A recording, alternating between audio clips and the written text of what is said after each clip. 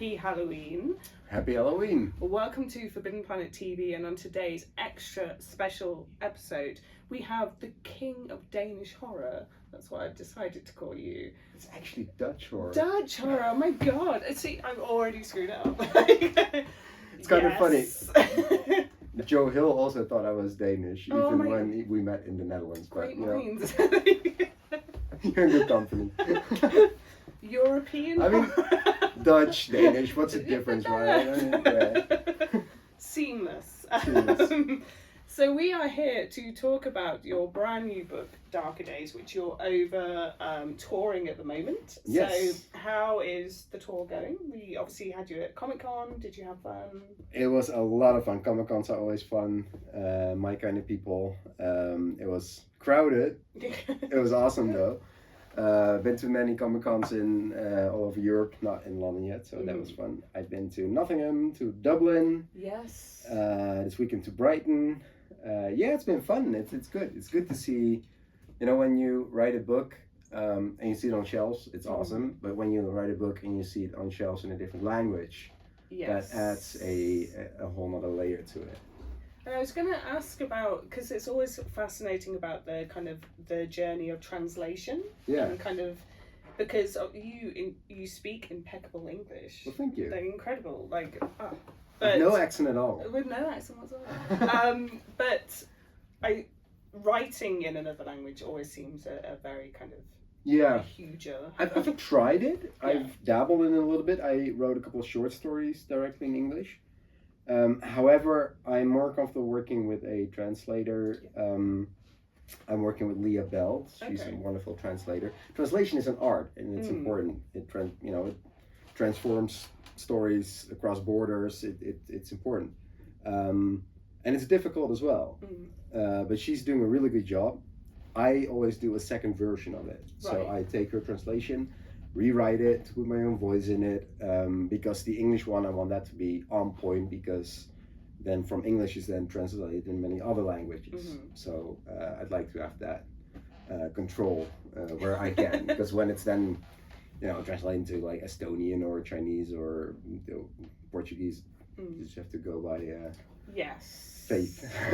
And I presume as well it gets even trickier then when you've got kind of either anything that's humorous or anything that's like maybe a saying, that how do you translate that into another language? There's so many nuances in languages. There's indeed jokes, humor. Dutch people laugh at different stuff than English people. It's true. I've had editors ask me, why is he saying such a nasty thing here? Is he like cursed by this witch? Or it was my first book, Hacks. I was like, no, he's just having a bad day, and that's how Dutch people would say it. But it's more than that. I mean, Dutch uses more words than English as a language, so our books tend to be like 10-15% longer. Okay. So you need to edit it down, and as a translator, translators want to stay true to the original. Yeah. I always tell Leah, take an axe and have at it, chop away, but she's doing a great job at that, but I'm always like, take all the freedom you want. She wants to, conserve what's there as well, so I'll do it myself. So you're not kind of too precious in a way. You're just like to the original. Yeah. It's just like as long as the voice is there, I presume. Yeah, and my voice in English is a little bit different than in Dutch, I guess, because of the differences in language. But also, what's interesting, if you have the ability to speak another language, you get the chance months after you finish this book, maybe a year after, to have a look at it again and make it better for new audiences. And if you have that chance, why not do it? Because there's always, when you have some distance with the story, maybe you've started writing another book or done something else in between, there's always things that you see, I would have done that differently now. That can be a bit tighter, or so if you have that chance, then I'd rather take it. It's almost like a director's cut. Yeah, it's a director's cut. It's coming back to it. Sometimes even a kind of a rewrite, like I did in Hacks. I changed the setting, I changed the ending. Darker Days not so much, but this version of the book has, I think, 20,000 words less than the Dutch version. Okay. So yeah, you could have waited. And you wouldn't ever think, so this was something quite recently, fantasy author Samantha Shannon, who had got her first book deal when she was 18, 19 years old, and she's gone back to rewrite her first book. Yeah. Like, you know, she's in her 30s now, and she's almost started a wave of the people kind of going back to their kind of earlier books. So you mentioned before about having 4 books out prior. Do you think you'd ever revisit like one of your earlier books, or are they like hidden away, never to be seen? They are happily untranslated. Okay. They're even not available anymore in Holland. Last year we did a because they have been unavailable for, I think, 10 years, 15 years now. Okay. Last year I did a limited edition for like true fans who wanted a copy. So it was beautiful hardcover, leather-bound editions. They are, the third one of the 4 is really good, and I think that one deserves a relaunch, and it will at some point. The other 3 are more, I mean, they are my formative books. Mm-hmm. So it's like looking back at pictures from yourself in your teenage years, like, ooh, that's what my hair looked like back then, or that's how I dressed back then, you know, let's stay away from that. Yeah. Yeah. Oh, yeah. That'd be horrible to have to be reminded of that. Yes. That period of time. I mean, I'm really proud of the accomplishment of it. Yeah. I mean, my first book was published at 18, second book at 21, third one was done with a major publishing house in Holland. The first 2 were small prints. So I'm proud of the accomplishment, but I just I've grown as a writer and a person, so I think I write much more interesting stories now. Mm-hmm. So what can you tell the people at home about Darker Days, like spoiler free? Yeah.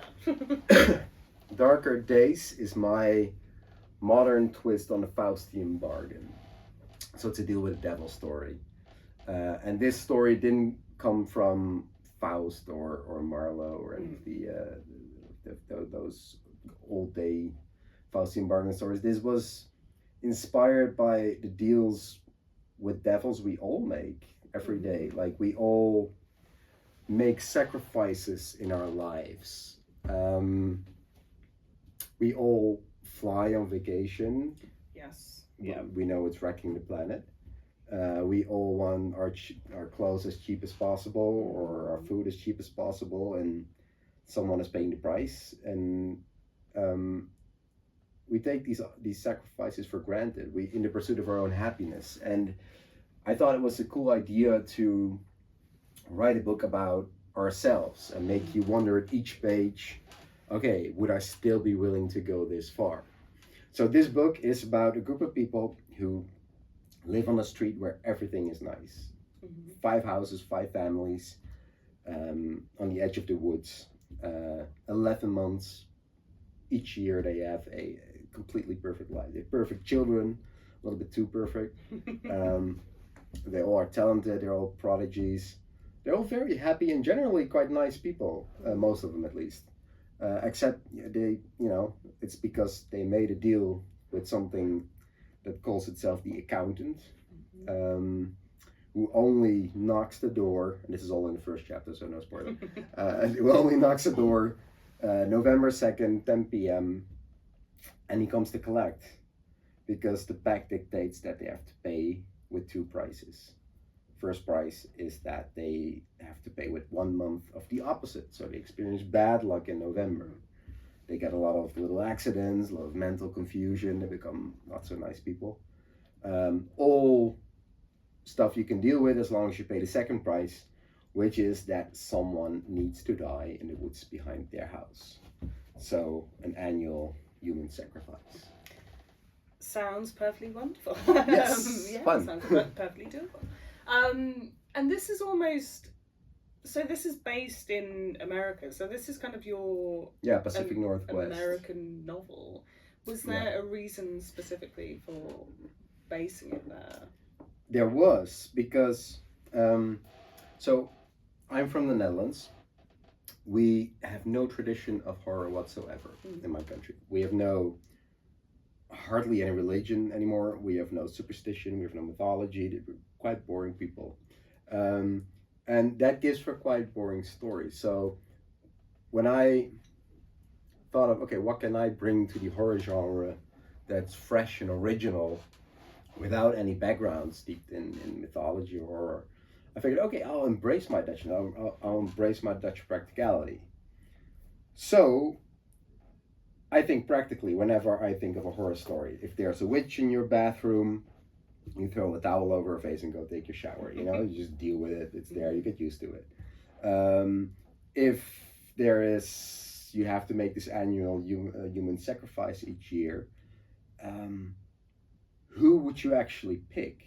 Practically, you don't want to just drag someone into the woods and shoot them. That's the American way, probably, but that's not what we Dutch people would do. So, so instead, you'd go for people who have a wish to die and offer them an offer they cannot refuse. You help them die with dignity. So make it ethically a little less dicey, if you will.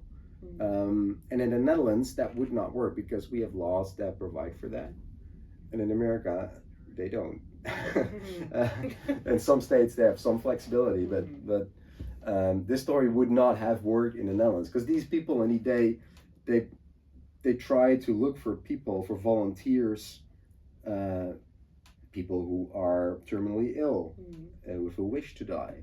If there's no other option, someone who's really depressed and wants to end their lives that way. So, like I said, ethically pretty dicey, but better than just shooting someone, I guess. But there's a catch, of course, because whoever dies in those woods doesn't really die, and there's all sorts of bad stuff going on with their ethical decisions. All sorts of stuff. And I think even with, because that's kind of like horror as as a genre quite often deals with these very weighty issues, and the idea of I can have this perfect life, but I just have to sacrifice something or someone else. And even quite early on in the book, again, no spoilers, you're already beginning to see that falling apart quite early on. So yeah, how did you kind of, we'll come on to the characters in a minute, but how did you kind of weave in those seeds from early on where you're just like, this isn't gonna work? Of course. I mean, the good horror nowadays is about the mishaps and the darkness in our society and people themselves. And like I said, we all make sacrifices in the pursuit of our happiness, small as though they may be. The Good Place, that show, really funny show, but had a similar theme in that if you, even if you buy like biological tomatoes nowadays, there's all sorts of, unforeseen consequences attached to that single act. That in The Good Place it still gave you, minus X many points, so you end up in a bad place because the tomatoes need to be transported there. Where are they coming from? What kind of store sells them, etc. There's all sorts of unforeseen consequences to well-intended actions. So I didn't mean to judge with this book. I just want to make you think of the sacrifices you make yourself. And the concept itself is so simple because if in November, instead of luck, you get bad luck, it's bound for accidents, of course, because if that happens in the first chapter, they take someone into the woods, an elderly woman who is treated for cancer. She chooses to end her life voluntarily, but at the last minute she changes her mind. And they are good people. They don't just want to kill her, so they take her out, and they have more volunteers waiting. But the further down in the month they're getting, the more bad luck they're getting. So the chances of success are getting slimmer. So it's bound for darkness. And dark it will be. I think most people as well, as kind of as pragmatic as that is, like most people don't have a God complex. And I'd like to think that we wouldn't be able to sit peacefully with these choices. No. As well. So. And these people don't, in a sense. They're, at least the family that we follow in this book, the father is born into the street. The mother, she's immigrated from Brazil, married into the street, if you will, and then they have 2 children. Catches, though, that she signed the pact with the accountant while she was bleeding out on the street after being hit by a truck, and there was this vision that she had by this person saving her if she signed. She did. No choice. Her greatest wish in life was to have children, but she was infertile, so she couldn't get children. Her happiness in the street is the fact that she got 2 children. She's afraid that if she would move out, I mean, she's free to move out. Everyone is free to move out of the situation, like we all are of the choices that we make. But there's consequences. She's afraid that, you know, the luck that the street gave her might be taken away, which means that her children might fall away. So there's not really an option there. There's no, it gets tricky fast. And that's the thing with ethical choices. There's always so many consequences to them that it's not always as easy as we would love them to be. So coming on to the characters, so who did you find, or was there a particular character for you that changed the most as you were writing the book? So did you have them all kind of laid out and then you're just like, oh no, this character is going to be completely different, or this character is going to do this crazy thing over here? Who was it for you? It was Kayla, the daughter, obviously. She's the hero, I think, in this story. And as is her little brother, Django. Kayla's 15, suffers from bipolar disorder, is very energetic, hypomanic. What's the word, hypomanic? Yeah, we'll go with that. No. Yeah, we can get it out. So Kayla, she's 15 years old. She suffers from bipolar disorder. She's very happy all throughout the year, very energetic, but has really dark thoughts in November. She's a talented sports woman. She's an Olympic diver to be. And Django, her little brother, is this musical prodigy, plays the piano, jazz piano. And they're the innocents. They are born into the street. They don't know what their parents are doing, why they have this fortune in their lives, this crazy amount of luck. They just know that every November, you know, the shutters have to go down at the windows at the back of their houses. They cannot go into the backyard.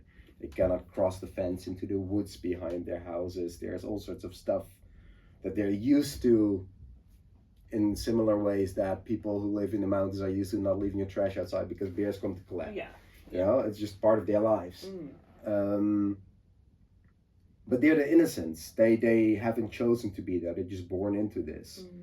And Kayla, she's supposed to be initiated in a pact at 16, but she finds out a year too early.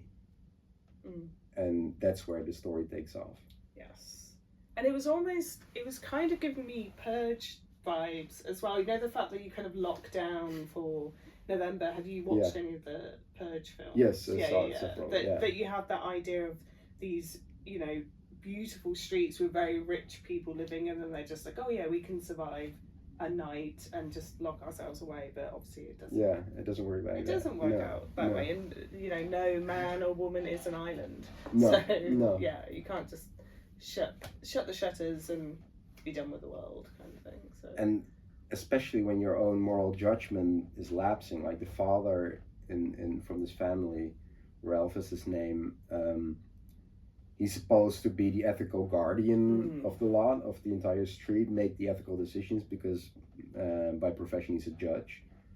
But his decision making lapses as well, and circles, you know, into a hole. Yes, because he's got other demons he's battling. Yeah, as well, many, yeah.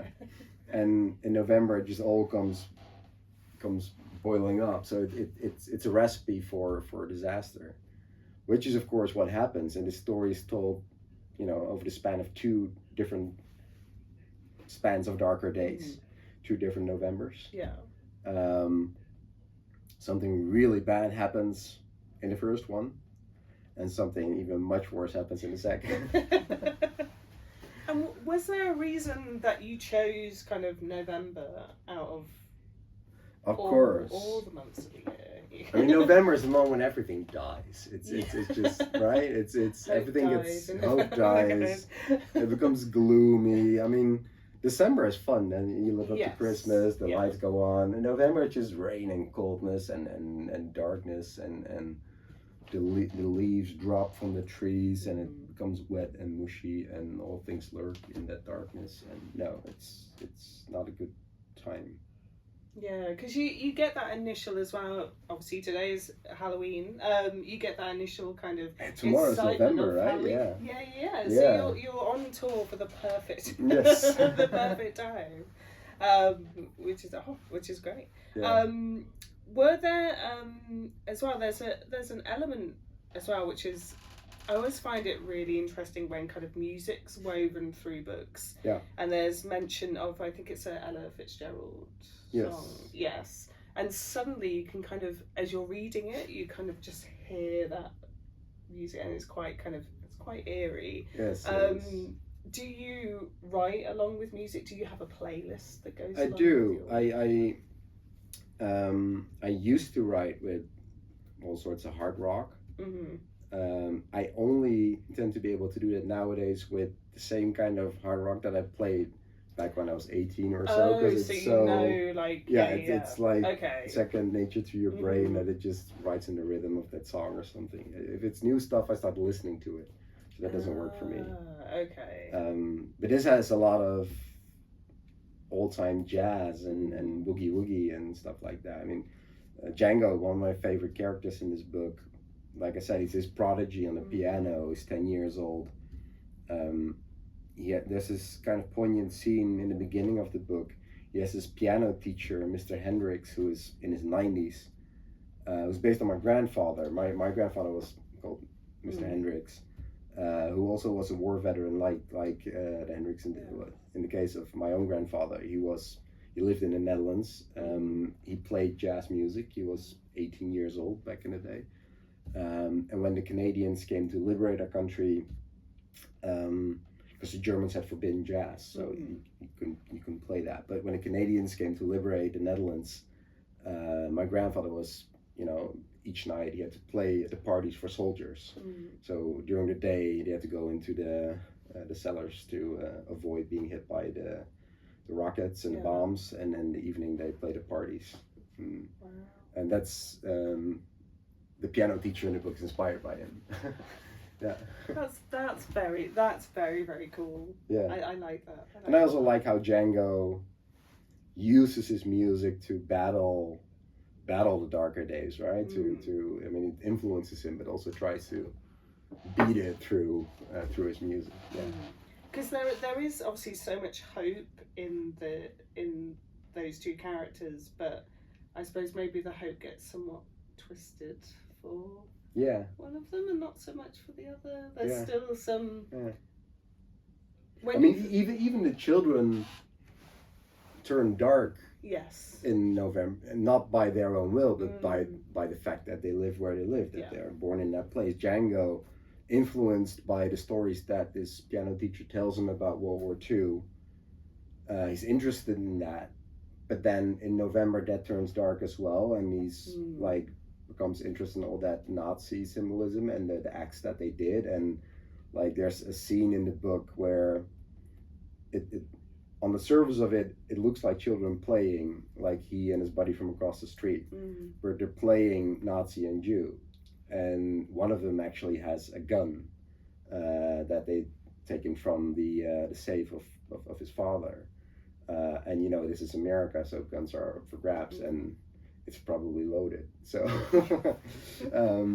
so on the surface, they don't mean bad, but their thoughts turn dark as well. Yeah, it makes it kind of, I suppose, even more terrifying, because children being born into this and not being aware of how they're being implications of controlled. their, yeah, exactly. And stuff as well. Yeah. It's very frightening. And just coming back to your playlist there, what is on your old school rock playlist? It used to be stuff like Alice Cooper, Aerosmith, Okay. that kind of music. Yeah. Especially my first book, I think I wrote that on Trash and Hey Stupid, those two albums. Okay. Yeah, that was one of those old rockers. There is something about it. It depends kind of what work I'm doing, but say if I'm signing off invoices and stuff, because it's quite, it's pretty boring. You're just checking numbers. Yeah. I will have to listen to like really heavy music or like Rage Against the Machine or like System of a Down or you know, just something that you find yourself singing along and blah blah blah. Sure. But if you're doing like imagine with you actual writing and something that actually takes a different part of your brain, you can't kind of get too carried away with those songs that you want to sing. No, but I'm kind of like you. Like when I do my accounting or stuff, then I play Nightwish or that kind of stuff. But when I write, it's more, you know, the ambient kind of background music or like my headphones or I like that. Yeah. Or Buddha Bar, that kind of with loungy kind of stuff that just no lyrics, because that distracts me. Mm-hmm. Yeah. And then you'll start singing along, and then before you know it. Yeah, exactly. Yeah. You're listening to the music. Yes. So we're coming on to next the idea of the families, because you've got the multi kind of generations of families, and that people, because there's only obviously so many households on this one street, that kind of almost like American dream, like the acceptance of, oh, I get to be part of this process, like perfect.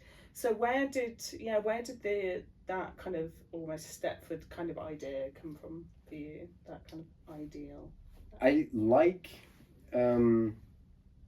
the isolation of a single place where something dark happens. I like the mechanism of a family for a horror story, because a family is bound by love and therefore also by fear of losing that love. So these relationships are complicated and loving and fearful at the same time. And then you have all sorts of neighbors who are different than you are, who act differently, who think differently, who are living under the same conditions, but make different decisions than you would. So it gives for all sorts of nice conflict for a story like this. But I like that limitation. There's literally a fence behind their house, but actually there's a fence all around the whole street, that this little block where they live, because it's they're bound by this place. They technically they can leave by their free will, but they choose not to. And that's the situation we all find ourselves in often. I think we should sometimes make other choices, but we don't. And you say that they can leave, but there's kind of a weird thing. You almost kind of feel that they never will, and it's only as the book progresses. And obviously the culmination at the end is just like, oh crap, okay, people are going to have to make some real choices here. Yes. And you know, it's obviously she's 15 at the end. Kayla. So 15. Yeah. So it's all down to the power of a 15-year-old. Yeah. Yeah. She, by the end of the book, she's 16. She's now. She was supposed to be initiated that year into this pact. Events take a different course. I won't spoil that, but yeah, she's kind of pivotal in the whole sequence where things are going. Funny is that when I wrote it, I didn't know it yet. I'm not the kind of writer who plans out the entire events of a book. I plan basically one chapter ahead or so.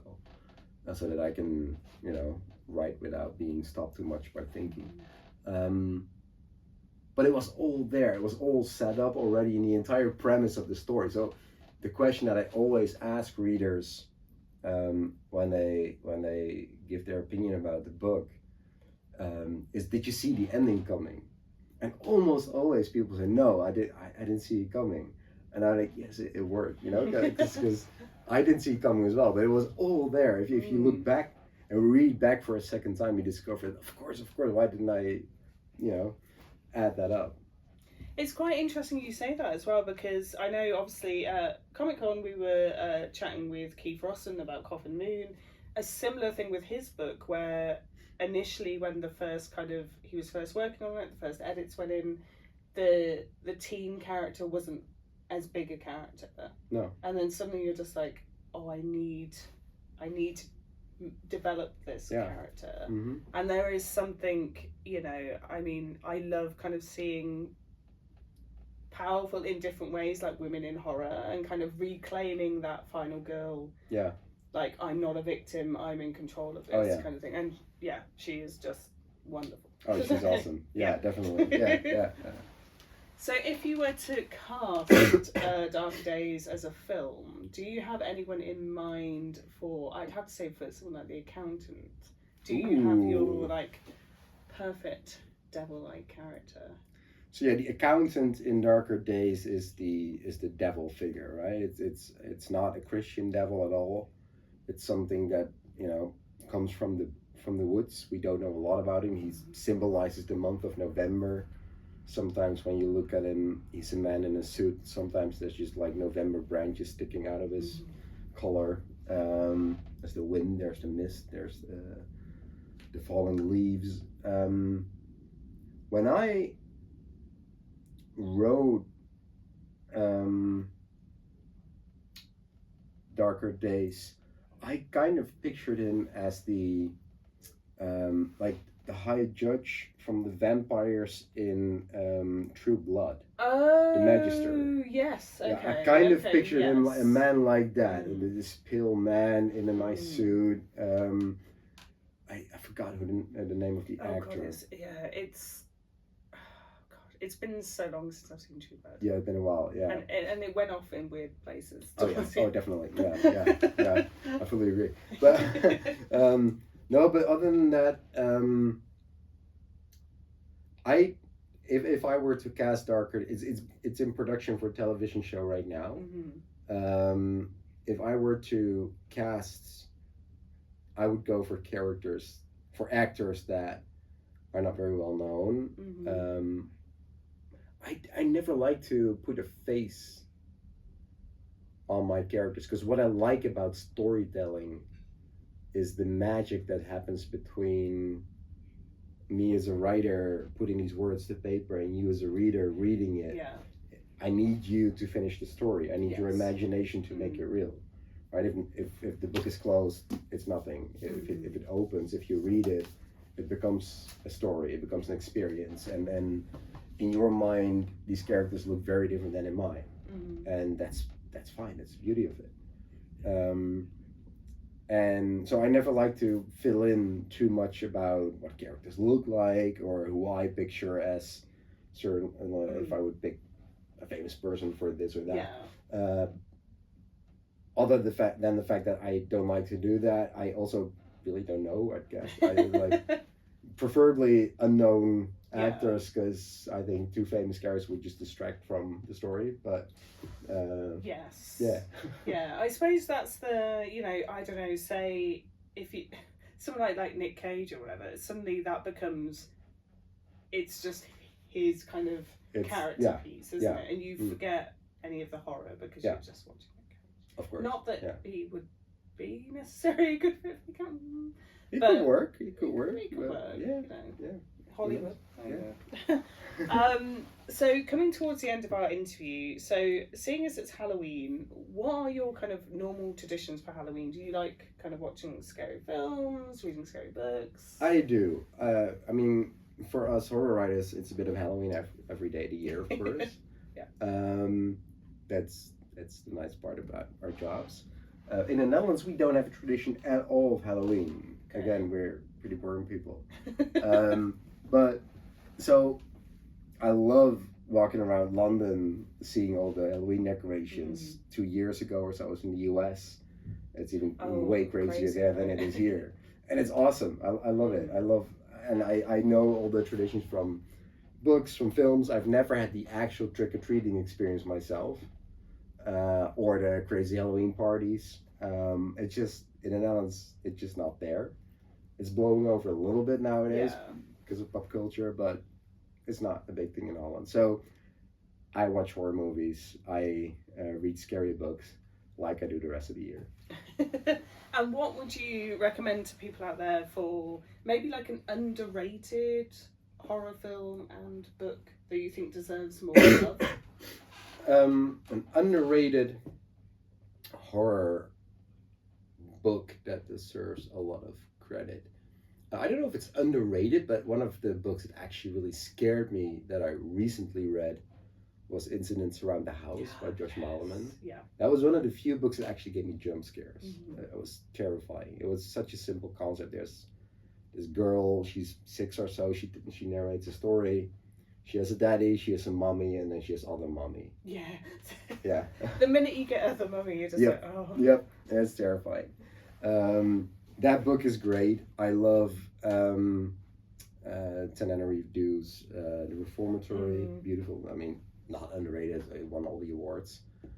Catriona Ward's books, again, not underrated. I mean, I think horror writers get a lot of credit nowadays, as they should. Yes. I think it's a good time for horror fans, writers, and readers alike to be alive at the moment. It's never really a good sign for the world, but good for... No. It usually Normally means that... the world's going to shit, but horror is... Yeah, exactly. Horror's hungry. Yeah, because that's where we go.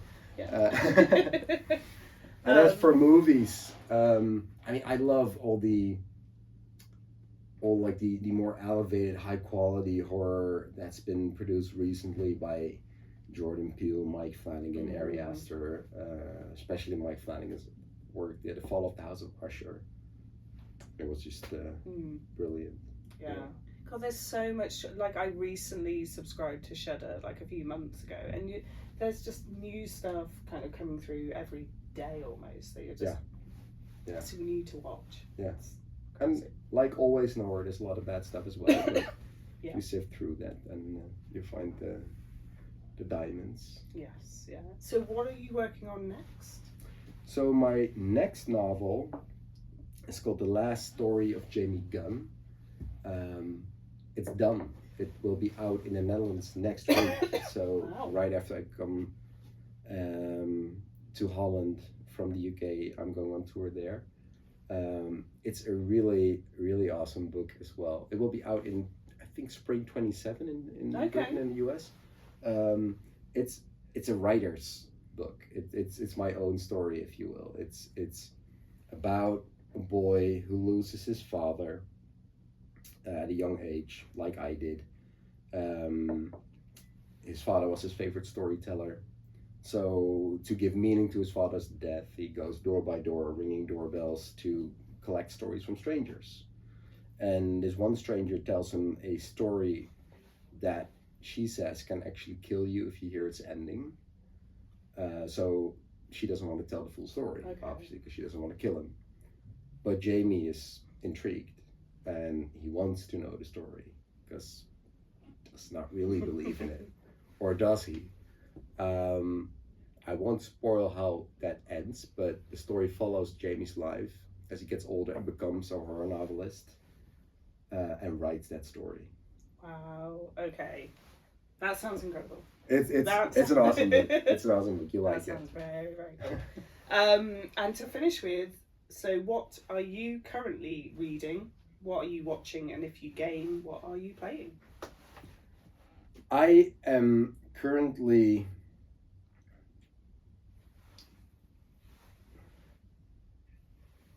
Let me think.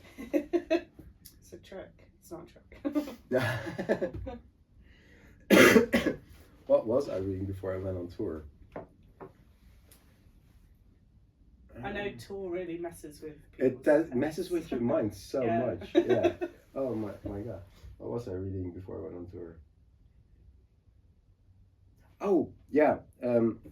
Okay. I'll circle back for why you asked the question. Edit that bit. There we go. Seamless. Josh, right? Seamless. Yeah. Sorry.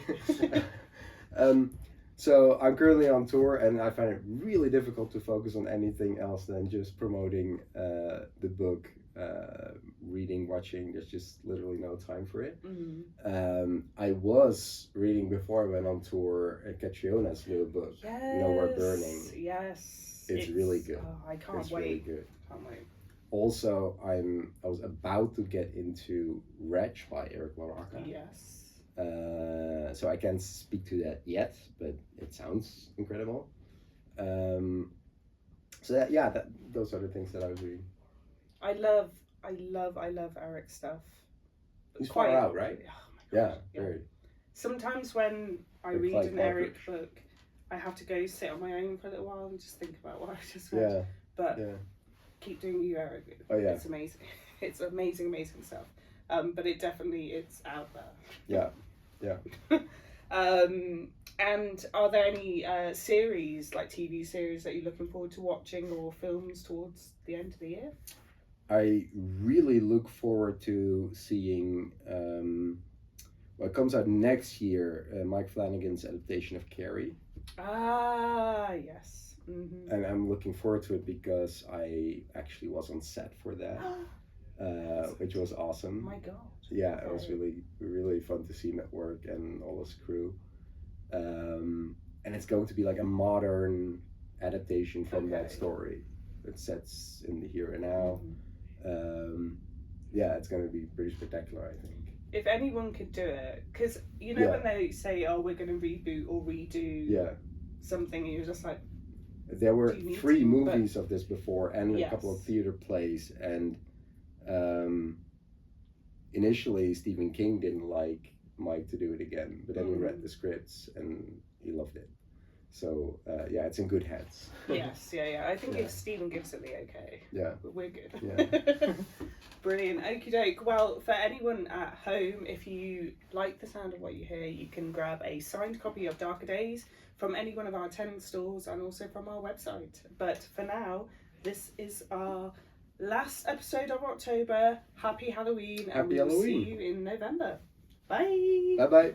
If you're enjoying watching Forbidden Planet TV and you're enjoying watching us talk to the world's most interesting and accomplished filmmakers, authors, artists, musicians, creators, subscribe right here. See you soon.